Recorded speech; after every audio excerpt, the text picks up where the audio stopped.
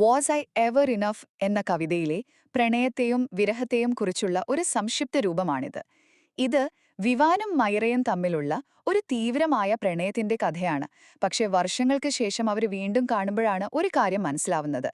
പ്രണയബന്ധങ്ങളിൽ നമ്മൾ ഉള്ളിൽ ഒളിപ്പിച്ചു വെക്കുന്ന ചെറിയ സംശയങ്ങളും പേടികളുമില്ലേ, അതെത്ര വലിയ പ്രശ്നങ്ങൾ ഉണ്ടാക്കുമെന്ന് ഈ കഥ നമുക്ക് കാണിച്ചു തരുന്നു.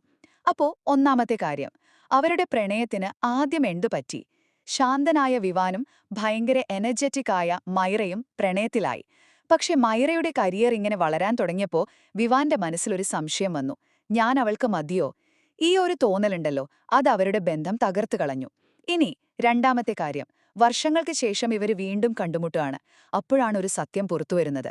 തങ്ങളെ അകറ്റിയത് സാഹചര്യങ്ങളല്ല, മറിച്ച് സ്വന്തം ഉള്ളിലെ പേടിയാണെന്ന് അവർ തിരിച്ചറിയുന്നു. സ്വപ്നങ്ങളെയും പ്രണയത്തെയും ഒരുമിച്ച് കൊണ്ടുപോകാൻ പേടിയായിരുന്നു എന്ന് മൈറ തുറന്ന് സമ്മതിച്ചതോടെ അവർക്കിടയിൽ വീണ്ടും ഒരു വഴി തുറന്നു. അവസാനമായി അവരുടെ ആ പുതിയ ബന്ധം, അത് പഴയതിന്റെ ഒരു കോപ്പി ആയിരുന്നില്ല കേട്ടോ. ക്ഷമയും സത്യസന്ധതയുമായിരുന്നു അതിന്റെ അടിത്തറ. പഴയ മുറിവുകളിൽ നിന്നുള്ള പാഠങ്ങൾ ഉൾക്കൊണ്ട് അവർ ഒരുമിച്ച് മുന്നോട്ടുപോയി. ശരിക്കും കുറവുകളോടെ പരസ്പരം അംഗീകരിക്കുന്നതാണ് യഥാർത്ഥ പ്രണയം എന്ന് അവർ നമ്മളെ ഓർമ്മിപ്പിക്കുന്നു. ചുരുക്കി പറഞ്ഞാൽ, പ്രണയം കുറ്റമറ്റതായിരിക്കുന്നതിലല്ല, മറിച്ച് തകർച്ചകൾക്കു ശേഷവും ഒരുമിച്ച് നിൽക്കാൻ കാണിക്കുന്ന ധൈര്യത്തിലാണ് അതിന്റെ യഥാർത്ഥ സൗന്ദര്യം.